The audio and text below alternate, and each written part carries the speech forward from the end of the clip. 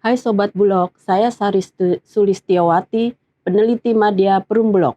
Selamat datang di Bulog Business Talk. Pada kesempatan kali ini, saya akan membahas tentang siklus hidup produk.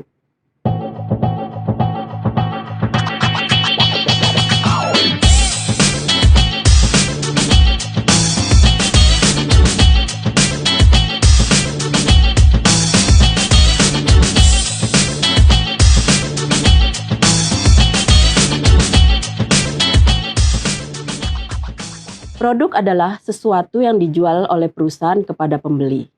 Seperti halnya dengan manusia, suatu produk juga memiliki siklus hidup.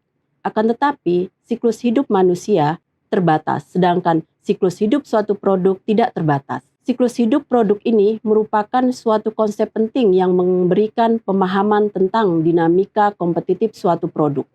Produk lama seakan semakin menyusut karena tergusur dengan permintaan konsumen yang menginginkan sesuatu yang baru. Semakin modern produk tersebut, semakin meningkat penjualannya, terutama pada saat launching. Oleh karena itu, perlunya mengetahui tahapan siklus hidup produk. Dengan mengetahui kedudukan produk dalam siklus hidup, maka dapat dilakukan pengembangan produk yang lebih baik. Apa itu siklus hidup produk? Siklus hidup produk adalah durasi yang menggambarkan riwayat produk sejak diperkenalkan ke pasar sampai dengan ditarik dari pasaran. Siklus hidup pada produk melingkupi lama atau tidaknya produk beredar di pasaran, fungsi produk dan ketahanan produk. Tidak hanya membantu menentukan strategi yang tepat, mengetahui siklus hidup suatu produk dapat menggambarkan dalam mengelola, memproduksi, dan menyimpan produk. Suatu produk dikatakan memiliki siklus hidup didasari pada kenyataan bahwa produk memiliki umur yang tidak terbatas. Penjualan produk melalui berbagai tahap yang berbeda. Masing-masing memiliki tantangan, peluang, dan masalah yang berbeda.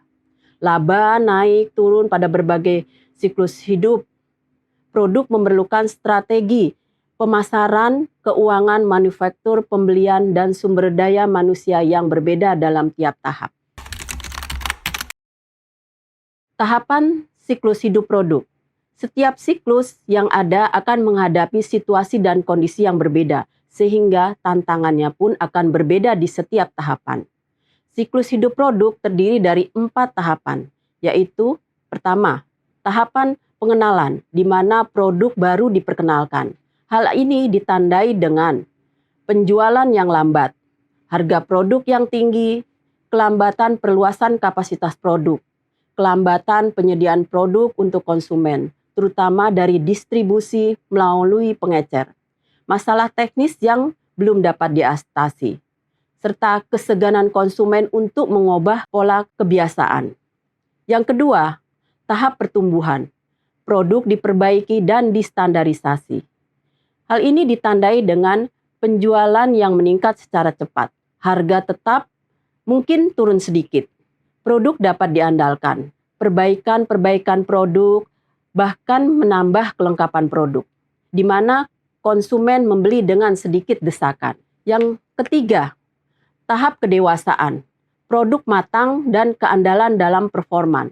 Hal ini ditandai dengan harga jual yang menurun, biaya produksi yang tinggi. Bisnis yang berhasil menguasai pasar mendapat laba besar, yang kalah akan tersingkir. Timbulnya inovasi baru terhadap produk. Yang keempat, tahap penurunan. Produk digantikan dengan yang baru. Hal ini ditandai dengan tingkat penjualan yang rendah, keuntungan yang menurun signifikan, pelanggan merasa bosan, pesaing semakin banyak dengan produk baru. Setiap tahapan memiliki peluang, biaya, dan risikonya masing-masing. Tahap siklus hidup berdampak pula pada cara produksi tersebut dipasarkan kepada konsumen. Sobat Bulog, selanjutnya faktor-faktor yang mempengaruhi siklus hidup produk. Panjang siklus hidup produk tergantung pada faktor penemuan teknologi terbarukan yang akan menggantikan fungsi dan eksistensi produk yang sudah ada. Pergeseran nilai, perubahan pola pikir atau cara pandang masyarakat mempengaruhi kondisi pasar sehingga berpengaruh pada permintaan pasar. Pergeseran mode yang saat ini terjadi akan berubah di kemudian hari. Tingkat penerimaan pembeli, serta persaingan yang kompetitif. Faktor yang mempengaruhi siklus hidup produk sifatnya tidak terbatas. Faktor-faktor tersebut hanya sebagian besar dari faktor yang ada yang mempengaruhi umur siklus hidup produk. Selanjutnya, strategi memperpanjang siklus hidup produk. Agar produk berhasil di pasaran, terdapat strategi siklus hidup yang dapat diterapkan. Yang pertama, merencanakan beberapa produk sekaligus. Agar terhindar dari kegagalan produk, bisa merencanakan beberapa produk sekaligus. Bila produk belum berhasil diterima masyarakat, masih memiliki cadangan untuk diuji coba kembali. Yang kedua, merilis produk bertahap berdasarkan minat konsumen. Yang ketiga, mempelajari reaksi masyarakat terhadap suatu produk. Mengetahui keberhasilan atau kegagalan suatu produk dan mengambil keputusan berdasarkan data tersebut. 4. Melakukan promosi selama produk laku keras. Promosi secara terus-menerus sehingga produk mampu masuk ke tahap kedewasaan. Kelima, segera melakukan pembaruan strategi promosi pada saat produk tidak laku, yaitu dengan mengumpulkan seluruh cara promosi terbaik terhadap produk tersebut, atau melihat strategi promosi dari kompetitor dan melaksanakan amati, tiru, dan modifikasi. Keenam, menyiapkan produk untuk dirilis selanjutnya.